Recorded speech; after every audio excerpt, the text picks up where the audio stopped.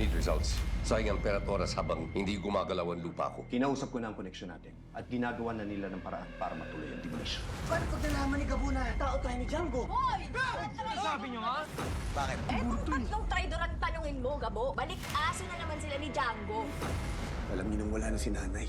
Kayo na lang ang pinaka-importanting tao sa akin ngayon. Napakaswerte kong ama. Nagkaroon ako ng anak na katulad mo. Lalong napakaswerte ng babae mamahalin mo. Hindi makakalayo yun, boss.